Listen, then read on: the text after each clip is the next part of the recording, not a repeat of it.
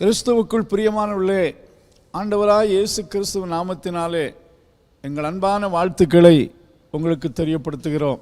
கர்த்தருடைய சத்தம் என்ற தொலைக்காட்சி நிகழ்ச்சிக்கு உங்களை அன்போடு வரவேற்று கர்த்தருடைய வார்த்தையை உங்களுக்கு போதித்து உங்கள் ஆசீர்வாதத்துக்காக ஜெபிக்க விரும்புகிறேன்.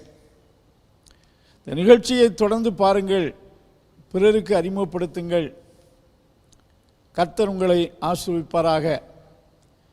இந்த நாளிலும் மத்தேயு சுவிசேஷம் 9ஆம் அதிகாரம் 6ஆம் வசனத்தில், பூமியிலே பாவங்களை மன்னிக்க மனுஷகுமாரனுக்கு அதிகாரம் உண்டு என்பதை நீங்கள் அறிய வேண்டும் என்று சொல்லி, திமிர்வாதக்காரனை நோக்கி, உன் பாவங்கள் உனக்கு மன்னிக்கப்பட்டது, எழுந்து நட என்று சொன்னார். இந்த வேத பகுதியில் வாசிக்கும் போது 4 நண்பர்கள் சேர்ந்து ஒரு திமிர்வாதக்காரனை இயேசுவிடத்தில் கொண்டு வருகிறார்கள். இவன் பிறந்தபோதே திமிர்வாதக்காரனாய் பிறக்கவில்லை. இவன் ஒரு காலத்தில் நல்ல சுகத்தோடு ஆரோக்கியத்தோடு வாழ்ந்தவன். பல நண்பர்கள் அவனுக்கு இருந்தார்கள். திடீரென்று இந்த திமிர்வாத நோய் அவனை தாக்கி கொஞ்சம் கொஞ்சமாக அவனுக்குள் பெருகி அவன் நடக்க முடியாத, தன் கடமைகளை செய்ய முடியாத, முடக்கப்பட்ட ஒரு நிலையில் மாறிவிட்டான். தன் வாலிப பிராயத்திலே நல்ல ஒரு வெல்த்தி மேனாக அவன் இருந்திருக்க வேண்டும். ஸோ அவனுடைய வாழ்க்கையில் வந்த இந்த வியாதி அவனை எல்லா விதத்திலும் முடக்கி பாதித்து விட்டது. அவனுடைய பழைய நண்பர்கள், நன்றியுள்ள நண்பர்கள், இயேசு கிறிஸ்துவின் அற்புத செயல்களை கேள்விப்பட்டு நமது நண்பனை இயேசுவிடத்தில் எடுத்து சென்றால் இயேசு அவனை குணமாக்குவார் என்ற நம்பிக்கையோடு இயேசுவிடத்தில் கொண்டு வந்தார்கள். இயேசு அவர்கள் விசுவாசத்தை பார்த்து, மகனே திடன்கொள், உன் பாவங்கள் உனக்கு மன்னிக்கப்பட்டது என்று கூறுகிறார். இந்த வார்த்தையை கூறுகையில் இயேசுவின் பிரசங்கத்தை வார்த்தையில் குற்றம் கண்டுபிடிக்கும்படி கூடி வந்திருந்ததான வேதபாரகர்களில் சிலர் தங்கள் உள்ளத்திலே இவ்விதமாக யோசிக்கிறார்கள், பாவத்தை மன்னிப்பதற்கு இவர் யார்? இவர் தேவ தூஷணம் சொல்லுகிறார். தேவனை தவிர பாவங்களை மன்னிக்க யாருக்குமே அதிகாரம் இல்லையே என்று சொல்லி தங்கள் உள்ளத்தில் இவர் தேவதூஷணம் சொல்லுகிறார் என்று சிந்தித்து இவரை குறித்து தங்களுடைய தலைவர்களுக்கு குற்றம் சாட்டும்படி நினைத்து கொண்டிருக்கிறார்கள்.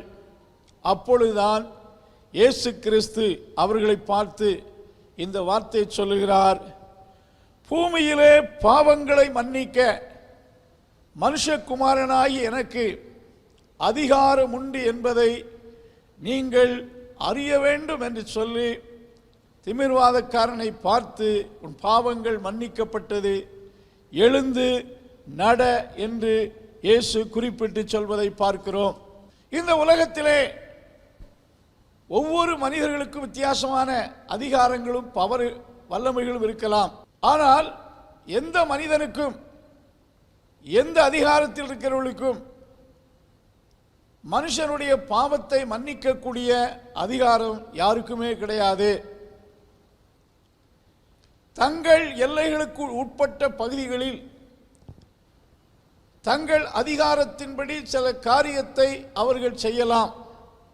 ஆனால் இயேசு கிறிஸ்து ஒருவருக்குத்தான் இந்த அதிகாரம் உண்டு என்பதை அவர் தன் வார்த்தையினால் நிரூபித்தார். நிரூபித்தது மட்டுமல்ல, பாவத்தை மன்னிக்க அதிகாரம் உண்டு என்பதை நீங்கள் அறிய வேண்டும் என்று சொல்லி தைரியமாக அங்கே இயேசு குறிப்பிட்டு சொல்வதை பார்க்கிறோம். இயேசு கிறிஸ்து தன்னிடத்தில் வந்த அநேக வியாதிஸ்தர்களை பார்த்து, பல பிரச்சனைகளோடு வந்த மக்களை பார்த்து இயேசு சொன்ன இதே வார்த்தை சுவிசேஷ புஸ்தகங்களில் அடிக்கடி நினைப்பூட்டப்பட்டிருக்கிறது. லூக்கா சுவிசேஷம் 7ஆம் அதிகாரத்தில் ஒரு பாவியாகிய ஸ்திரீ இயேசுவிடத்தில் வருகிறாள். அவள் வாழ்ந்த தேசத்தில் இயேசு வந்திருந்ததை கேள்விப்பட்ட போது, சீமோனுடைய வீட்டில் இயேசு இருக்கிறார் என்று அறிந்தபோது அவள் அந்த சீமோனுடைய வீட்டுக்குள் இயேசுவிடத்தில் வருகிறாள். அந்த சீமோனும் சொல்லுகிறார், இவர் பாவியாகிய ஸ்திரீயாயிற்றே, இவள் எப்படி நம்முடைய வீட்டுக்குள் வந்தாள்? இவள் எப்படி இயேசு கிறிஸ்துவிடத்தில் வந்து கண்ணீரினாலே அவருடைய பாதத்தை துடைத்தாள் என்று சொல்லி அவன் தன் மனதிலே நினைக்கிறான். அப்பொழுது இயேசு அங்கே சொல்லக்கூடிய ஒரு வார்த்தையை லூக்கா சுவிசேஷம் 7ஆம் அதிகாரம் 47ஆம் வசனத்திலே சீமோனை பார்த்து சொல்லுகிறார், நான் உனக்கு சொல்லுகிறேன், இவள் செய்த அநேக பாவங்கள் மன்னிக்கப்பட்டது. சீமோனை பார்த்து சொல்லுகிறாள், இவள் செய்த அநேக பாவங்கள் இவளுக்கு மன்னிக்கப்பட்டது. அவளை பார்த்து இயேசு சொல்லுகிறார், உன் பாவங்கள் உனக்கு மன்னிக்கப்பட்டது, சமாதானத்தோடே போ. ஊரார், உலகத்தார், உறவினர்கள் அவளை குறித்து சொன்ன வார்த்தை பாவியாகிய ஸ்திரீ. இயேசு அவளை பார்த்து சொன்ன வார்த்தை, உன் பாவங்கள் உனக்கு மன்னிக்கப்பட்டது, சமாதானத்தோடே போ. இந்த வார்த்தையை இந்த உலகத்தில் இயேசு கிறிஸ்துவை தவிர யாருமே சொல்ல முடியாது, யாருமே சொன்னதும் இல்லை. இயேசு கிறிஸ்து ஒருவருக்குத்தான் இந்த பூமியில் மனிதர்களுடைய பாவங்களை மன்னிப்பதற்கு அதிகாரம் உண்டு. பரிசுத்த வேதாகமம் சொல்லுகிறது, எல்லோரும் பாவம் செய்து தேவ மகிமை அற்றவர்களானார்கள். பாவங்களை மன்னிக்க அதிகாரமுள்ளவரிடத்தில் வந்தால் மட்டும்தான் நம்முடைய பாவங்கள் மன்னிக்கப்படும். உதாரணமாக எடுத்துக்கொண்டால், நமக்கு லீகலாக ஒரு அட்வைஸ் அல்லது ஏதோ சில பிரச்சனைகள் இருக்கிறது என்றால், அதுக்கான அட்வைஸை பற்றி நம்முடைய பிரச்சனையில் ஒரு சொல்யூஷன் பெறுவதற்காக நாம் அட்வொகேட்டுகளை அணுகி அவர்களுடைய ஆலோசனையை பெறுவோம். சட்டத்தின்படி நமக்கு சட்ட உதவிகளை பெறுவதற்கு அந்த டிபார்ட்மெண்டை உடையவர்களை நாம் அணுகி சில உதவிகளை பெற்றுக் கொள்ளுகிறோம். சரீர பிரகாரமாக நாம் பாதிக்கப்பட்டு வியாதிகள், சரீரத்தில் உபாதைகள் இருக்கும்போது மருத்துவர்களை அணுகி அதற்கான சில ட்ரீட்மெண்ட்களை எடுத்துக்கொள்கிறோம். ஆனால் வாழ்க்கையில் இருக்கக்கூடிய கெட்ட பாவ செயல்களுக்கு நாம் யாரை அணுகிறோம்? ஒவ்வொரு நிலைகளில் உள்ள மக்களை அணுகும்போது அந்தந்த விஷயத்தில் நாம் இரக்கத்தை, தயவை பெறுகிறோம். இயேசு கிறிஸ்து ஒருவருக்குத்தான் மனிதனுடைய பாவத்தை மன்னிக்கவும் மனிதனை பாவத்திலிருந்து விடுவிக்கக்கூடிய அதிகாரமும் இருக்கிறது. நம்முடைய வாழ்க்கையிலே நம்முடைய சமாதானத்தை கெடுப்பதும், நமது வாழ்க்கையில் நிம்மதியை தடுப்பதும், நாம் பெற வேண்டிய உயர்வை கெடுப்பதும், நம் வாழ்க்கையில் இருக்கக்கூடிய சீர்கெட்ட பழக்கங்கள் பாவ பழக்கங்களாக இருக்கிறது. இவைகளில் இருந்து மன்னிப்பும் விடுதலையும் நமக்கு கிடைக்க வேண்டும் என்றால் இயேசு கிறிஸ்துவிடத்தில் வர வேண்டும். இயேசு ஒருவருக்குத்தான் மனிதனுடைய பாவத்தை மன்னிக்க இந்த பூமியில் அதிகாரம் உண்டு. 1 யோவான் 1ஆம் அதிகாரம் 9ஆம் வசனத்திலே, நமக்கு பாவம் இல்லை என்போம் என்றால் நம்மை நாம் வஞ்சிக்கிறவர்களாயிருப்போம். பரிசுத்த வேதாகமும் இவ்விதமாய் சொல்லுகிறது. சங்கீதம் 32:1 வாசித்து பார்ப்பீர்கள் என்றால், எவருடைய பாவம் மன்னிக்கப்பட்டதோ அவன் பாக்கியவான். ஒரு மனிதனுடைய பாவத்தை கிறிஸ்து மன்னித்தால் அந்த பாவத்தை அவர் திரும்ப நினைவு கூற மாட்டார் என்று கர்த்தருடைய வார்த்தை சொல்லுகிறது. சங்கீதம் 32 அந்த வார்த்தை அற்புதமான வார்த்தை. நான் என் அக்கிரமத்தை மறைக்காமல் என் பாவத்தை உமக்கு அறிவித்தேன், என் மீறுதல்களை கர்த்தருக்கு அறிக்கையிடுவேன் என்றேன். தேவரீர் என் பாவத்தின் தோஷத்தை மன்னித்தீர். இதற்காக சகாயம் கிடைக்கும் காலத்தில் பக்தி உள்ளவன் உம்மை நோக்கி விண்ணப்பம் செய்வான். அன்பானவர்களே, இந்த சங்கீதத்திலே இந்த 5ஆம் வசனத்திலே பாவத்தை மறைக்காமல் உமக்கு அறிவித்தேன், என் மீறுதல்களை கர்த்தருக்கு அறிக்கையிடுவேன் என்றேன். தேவரீர் என் பாவத்தின் தோஷத்தை மன்னித்தீர். இந்த மன்னிப்பை பெறும்படிக்கு பக்தி உள்ளவன் எவனும் தனக்கு சகாயம் கிடைக்கும் காலத்தில் கர்த்தரை நோக்கி வேண்டுதல் செய்வான். இது உங்களுக்கு சகாயம் கிடைக்கும் காலம். இந்த காலத்திலே இயேசு கிறிஸ்துவை நோக்கி இந்த பெரிய மீட்புக்காக கர்த்தரிடத்தில் கேளுங்கள். ஆண்டவர் இதை பட்சபாதம் இல்லாமல் விசுவாசிக்கின்ற கேட்கிற அனைவருக்கும் ஈவாக கொடுக்கிறார். இன்றைக்கு அநேகர் தங்கள் பாவத்தின் வாழ்க்கையில் இருந்து விடுதலை பெறாமல் தொடர்ந்து பாவ வாழ்க்கையிலேயே பின்தொடர்கிறார்கள். தேவன் தாமே கொடுக்கிறதான இவ்வளவு பெரிதான ரட்சிப்பை குறித்து கவலையற்று இருப்போம் என்றால் எப்படி தேவனுடைய தண்டனைக்கு தப்பித்துக் கொள்வோம் என்று எபிரேயர் 2ஆம் அதிகாரம் 4ஆம் வசனம் சொல்லுகிறது. இது தேவன் மக்களுக்கு சகாயம் செய்யும் காலம். இது கர்த்தர் மக்களுக்கு மன்னிப்பை வழங்குகிற காலம். இது கர்த்தர் மக்களுக்கு தம்மை நோக்கி தேடி வரக்கூடிய மக்களுக்கெல்லாம் ரட்சிப்பை இலவசமாய் கொடுக்கிற காலம்.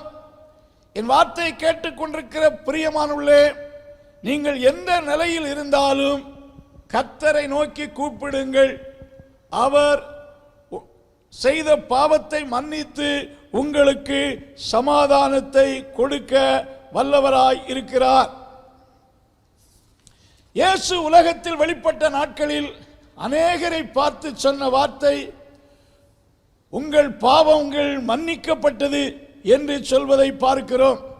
நம்முடைய பாவம் மன்னிக்கப்படாமல் இருக்கும் என்றால் நாம் செய்த பாவத்திற்கு தக்க தண்டனையை பெற்றுக்கொள்ள வேண்டும். அந்த பாவத்தின் தண்டனைத்தான் நித்திய தண்டனையாக இருக்கிறது. ஆகையால் இந்த மீட்பை பெற்றுக்கொள்ள இன்றைக்கே இயேசுவை நோக்கி கூப்பிடுங்கள். கிறிஸ்து கல்வாரி சிலுவையில் இரத்தம் சிந்தினது அவருடைய பாவத்துக்காக அல்ல, அவருடைய குற்றத்துக்காக அல்ல, அவர் ஏதோ தவறு செய்ததுக்காக அல்ல, மக்களின் பாவத்துக்காக, மக்களுக்கு மன்னிப்பை கொடுப்பதற்காக, மக்கள் மேல் வரவேண்டிய தண்டனையை தன்மேல் ஏற்றுக்கொண்டு மக்களுக்கு மீட்பை உண்டாக்குவதற்காகவே தம்மை ஜீவாதார பலியாக கிறிஸ்து ஒப்பு கொடுத்தார். இன்றைக்கு கிறிஸ்துவிடத்தில் வந்தால், கிறிஸ்துவை விசுவாசித்தால் உங்கள் பாவங்கள் மன்னிக்கப்படுவது மட்டுமல்ல, கர்த்தர் உங்கள் வாழ்க்கையை ஆசீர்வதிக்கிறார். முதலாவது, அவருக்கு மன்னிக்கக்கூடிய அதிகாரம் இருக்கிறது என்பதை அறிந்து கொள்ளுங்கள். இயேசு சொல்லுகிறார், மனுஷகுமாரனாய் எனக்கு பாவத்தை மன்னிக்க அதிகாரம் உண்டு என்று நீங்கள் அறிய வேண்டும். இந்த செய்தியை கேட்டுக்கொண்டிருக்கின்ற அன்பானவர்களே, இந்த உண்மையை அறிந்து இயேசுவிடத்தில் சகாயத்துக்காக கேளுங்கள். அவர் உங்களை ஆசீர்வதிப்பார். இரண்டாவது ஒரு வார்த்தையை நான் நினைப்பூட்ட விரும்புகிறேன். ஏசாயா தீர்க்க தரிசனம் 55ஆம் அதிகாரம் 7வது வசனத்திலே துன்மார்க்கன் தன் வழியையும் அக்கிரமக்காரன் தன் நினைவுகளை விட்டு கர்த்தரிடத்தில் திரும்ப கடவன், தேவனிடத்துக்கே திரும்ப கடவன், அவர் அவன் மேல் மனதுருகுவார், அவர் மன்னிக்கிறதுக்கு தயை பெருத்திருக்கிறார். துன்மார்க்கன் என்ற வார்த்தை பரிசுத்த வேதாகமத்திலே பலவிதமான துணிகரமான பெரிய பெரிய குற்றங்களை செய்தவர்களுக்கு அந்த பெயர் கொடுக்கப்பட்டிருக்கிறது. இந்த பாவத்தை இயேசு மன்னிப்பாரா? இவ்வளவு பெரிய துரோகம் விளைவித்த இந்த துரோக செயலை கர்த்தர் மன்னிப்பாரா? சின்ன சின்ன பாவங்களை இயேசு மன்னிக்கலாம், இவ்வளவு துணிகரமாய் செய்யப்பட்ட இந்த பாவத்தையும் இயேசு மன்னிப்பாரா? நீங்கள் கர்த்தரிடத்தில் திரும்பி வந்தால் நீங்கள் செய்த இரக்கத்தின் அடிப்படையில் உங்களிடத்தில் காணப்பட்ட நல்ல பண்புகளின் நிமித்தம் அல்ல, நீங்கள் கர்த்தரிடத்தில் திரும்பி வரும்போது அவர் உங்கள் மேல் மனதுருகி உங்களுக்கு செய்கிறது தான் இந்த பெரிய அற்புதம். பாருங்கள், யார் மேல் கர்த்தர் மனதுருகுவார்?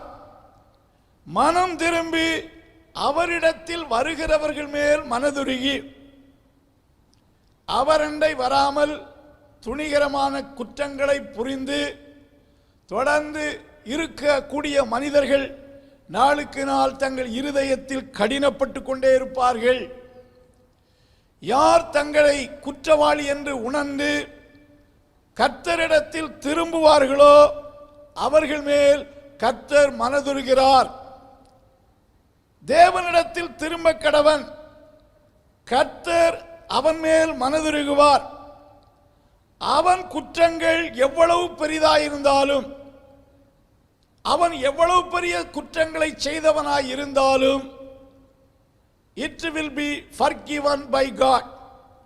கர்த்தர் அவனை மன்னிக்க தயை பெருத்திருக்கிறார். அன்பானுள்ளே, தம்மை மறுதலித்த பேதுருவை இயேசு மன்னித்து ஏற்றுக்கொண்டார். 3 வருஷம் தன்னோடு இருந்த பேதுரு அவரை அறியேன் என்றும் அவரை சபிக்கவும் அவரை அறியேன் என்று சத்தியம் பண்ணவும் தொடங்கினான். மனுஷருக்கு பயந்தபடியால் அப்படி செய்தான். அவரை சபித்தான் என்று சொல்லப்பட்டிருக்கிறது. அப்பேற்பட்ட பேதுருவையும் ஆண்டவர் கண்ணோக்கி பார்த்து மன்னித்தார். அவரை காட்டிக் கொடுத்த யூதாசை அவர் மன்னிக்க காத்திருந்தார். ஆனால் அவன் பேதுருவை போல மனம் கசந்து கிறிஸ்துவண்டை வரவில்லை. அவன் தன்னைத்தானே மாய்த்து கொண்டான்.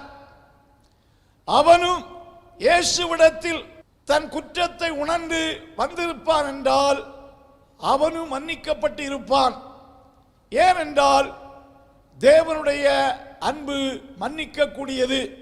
பரிசுத்த வேதாகமத்தில் நீங்கள் வாசித்து பார்க்கையில் எவ்வளவு பெரிய குற்றம் செய்தவர்கள்.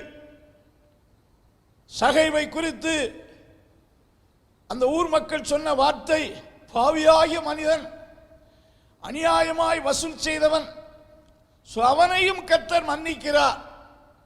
ஆகினாலே உங்கள் குற்றங்கள் எப்படிப்பட்ட பெரிய குற்றங்களாயிருந்தாலும் கர்த்தர் அதை மன்னிக்க அவரால் கூடும். பரிசுத்த வேதாகமத்திலே ஏசாயா தீர்க்கதரிசி இவ்விதமாக ஒரு வார்த்தை சொல்லுகிறார், உங்கள் பாவங்கள் சிவேரென்றிருந்தாலும் உறைந்த மழையைப் போல் வெண்மையாகும், அவைகள் இரத்தாம்பர சிவப்பாயிருந்தாலும் பஞ்சை போல் ஆகும் என்று கர்த்தர் சொல்லுகிறார். மனிதர் செய்த எவ்வளவு பெரிய அக்கிரமமாயிருந்தாலும் அதையும் மன்னிக்க தயை பெருத்திருக்கிறார். யாருக்கு என்றால் அவன் தன் குற்றத்தை உணர்ந்து கிறிஸ்துவிடத்தில் வரும்போது அவர் தம்முடைய பெரிய இரக்கத்தின் அடிப்படையில் அந்த குற்றங்கள் எந்த குற்றமாய் இருந்தாலும் எந்த குற்ற பின்னணியத்தில் இருந்தாலும் ஆண்டவர் மன்னிக்கிறார். அதைத்தான் லூக்கா 7ஆம் அதிகாரத்தில் அநேக பாவங்கள் மன்னிக்கப்பட்டது என்று சொல்வதை பார்க்கிறோம். மூன்றாவது ஒரு வசனத்தை நினைப்பூட்டி ஜெபிக்க விரும்புகிறேன். நெகேமியா புஸ்தகம் 9ஆம் அதிகாரத்திலே வெகுவாய் மன்னிக்கிறவராயிருக்கிறீர். தேவரீர் நீ வெகுவாய் மன்னிக்கிறவரும் இரக்கமும் மன உருக்கமும் நீடிய சாந்தமும் மகா கிருபையும் உள்ள தேவனாகிய நீர். இந்த வசனத்திலே தேவனை குறித்து சொல்லும்போது வெகுவாய் மன்னிக்கிறவர் என்று சொல்லும்போது you are a God ready to forgive. ஆண்டவர் எப்பொழுதும் மன்னிக்க ஆயத்தமாயிருக்கிறார். எப்பொழுதும் எவரடி always he is ready to forgive those who come unto him. கெட்ட குமாரன் தன் ஆஸ்தியெல்லாம் கெடுத்து தகப்பனிடத்தில் வந்தபோது தகப்பன் ஓடோடி அவனை ஏற்றுக்கொண்டது போல ஆண்டவர் தம்மிடத்தில் வரக்கூடிய மக்களுடைய பாவத்தை எப்பொழுதுமே மன்னிக்க ஆயத்தமாயிருக்கிறார். இப்படிப்பட்ட பெரிய மன்னிப்பை இரட்சிப்பாக மக்களுக்கு கொடுக்க இயேசு வந்தார். மன்னிக்கிறதில் நம்முடைய தேவனுக்கு நிகரானவர்கள் யாருமே கிடையாது.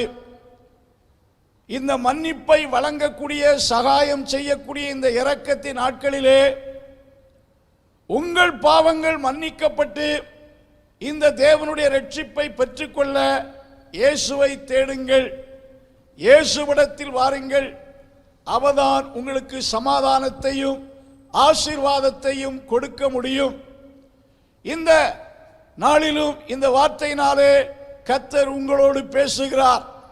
உங்கள் மீட்பு இன்றைக்கு சமீபமாயிருக்கிறது. கர்த்தரை தேடுங்கள், பாவங்களை அறிக்கை செய்யுங்கள். கர்த்தர் உங்களுக்கு இரட்சிப்பையும் ஆசீர்வாதத்தையும் தருவாராக. தம்மிடத்தில் வந்தவர்களுக்கு ஆத்தும மீட்பையும் சரீர சுகத்தையும் கொடுத்த தேவன் உங்களுக்கு அந்த ஆசீர்வாதங்களை தருவாராக. ஆமென்.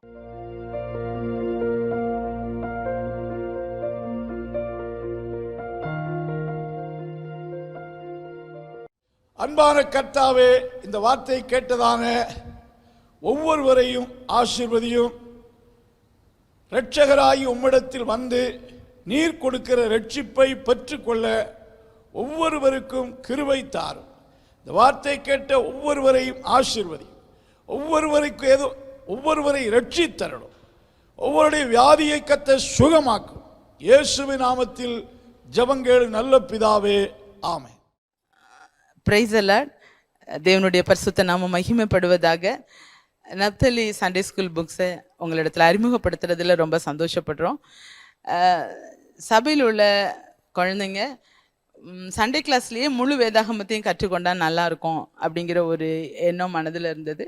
அதற்காக ஒரு டீமாக இருந்து ஒரு ஆதியாகமத்திலிருந்து பாடங்களை ப்ரிப்பேர் பண்ணி சபையில் பயன்படுத்த ஆண்டவர் கிருபை தந்தார். அப்போதான் ஒரு மனதில் ஒரு எண்ணம் வந்துச்சு, இது மற்ற இடங்களுக்கும் இது பயன்பட்டால் நல்லாயிருக்கும் அப்படின்னு சொல்லிட்டு இது பல ஆண்டுகள் எடுத்துக்கொண்ட முயற்சி. கர்த்தருடைய பெரிதான கிருபையினால இந்த நாளில் அது புத்தகமாக உங்கள் கைகளில் கிடைக்க ஆண்டவர் கிருபை செய்திருக்கிறார். இதை அறிமுகப்படுத்த கர்த்தர் கிருபை செய்திருக்கார்.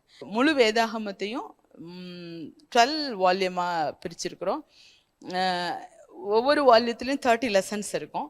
அந்த ஒரு புத்தகம் ஒரு குழந்தைக்கு ஒரு வருஷத்துக்கு போதுமானதாக இருக்கும். ஏன்னா நமக்கு விபிஎஸ், அப்புறம் கிறிஸ்மஸ் ப்ரோக்ராம், ஸ்பெஷல் மீட்டிங்ஸு, இப்படி பல நாட்கள் அந்த பிள்ளைங்களுக்கு நடத்துகிற எக்ஸாம்ஸ் இப்படியெல்லாம் போகும்போது அது 30 லெசன்ஸ் உங்களுக்கு கரெக்டாக இருக்கும். இல்லை நீங்கள் எந்த இடமும் மிஸ் ஆகாமல் எல்லா வாரம் நடத்துவீங்கன்னா நீங்கள் வந்து வருஷத்துக்கு 2 புத்தகத்தை நீங்கள் பயன்படுத்தி கொள்ளலாம். ஒரு குழந்தை வந்து ஃபஸ்ட் ஸ்டாண்டர்டில் வந்து சிருஷ்டிப்பு தொடங்கி ஆதியாகமத்திலேருந்து படித்தாங்கன்னா கடவுளோட வருகை தாமதித்து அவங்க 12th வரும்போது கிட்டத்தட்ட வேதாகமத்தின் முழு பகுதியிலையும் முக்கியமான பகுதிகளை அவங்க வந்து சண்டே ஸ்கூலில் கற்றுக்கொண்டதும் போல் இருக்கும். இந்த புத்தகத்தில் அந்த வேத பகுதி கொடுத்துருக்கோம், அதனுடைய அந்த பாடத்தினுடைய நோக்கம் கொடுத்துருக்கோம், அதில் மெமரி வர்ஸ் கொடுத்துருக்கோம். நீங்கள் ஜூனியர் சீனியர் கேட்டால சொல்லிக் கொடுக்கறது போல் சில இடத்துல ஸ்ப்ளிட் பண்ணி கொடுத்துருப்போம் ஜூனியர் சீனியர்னு, சில இடத்துல ஜூனியருக்கு மட்டும் கொடுத்துருப்போம், பெரியவங்களுக்கு முழு வசனத்தை நீங்கள் சொல்லிக் கொடுத்தலாம். கலரிங் பேஜ் இருக்குது, ஏன்னா எல்லா ஏஜ் குரூப்புக்கும் கலர் இஷ்டம் இருக்கிறதுனால கலரிங் பேஜஸ் இருக்குது. அதே போல் question answer, fill ups, match of following, அப்புறம் சூஸ் த கரெக்ட் ஆன்சர், இந்த மாதிரி எல்லா ஆக்டிவிட்டீஸும் ஒவ்வொரு பாடங்களுக்கும் வேறு வேறையாக கொடுத்துருக்கோம். வேறு பேட்டர்ன்ஸில் கொடுத்துருக்கோம். குறிப்பாக பார்த்தீங்கன்னா நீங்கள் சீனியர் குழந்தைங்களுக்கு டிஸ்கஷன் டைப்பில் கொடுத்துருக்கோம்.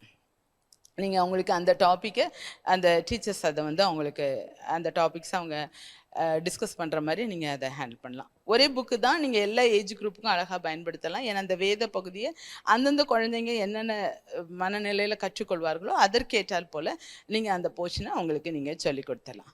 அதே போல் ஒரு வால்யூம் நடத்தின உடனே அதுக்கான கொஸ்டின் ஆன்சர்ஸு நீங்கள் வந்து ஆர்டர் பண்ணும்போது உங்களுக்கு நாங்கள் கொஸ்டின் பேட்டர்ன் கூட அனுப்பி தருவோம். நீங்கள் அதை ஜெராக்ஸ் பண்ணி நீங்கள் பிள்ளைங்களுக்கு நீங்கள் எக்ஸாம்ஸ் நடத்தலாம்.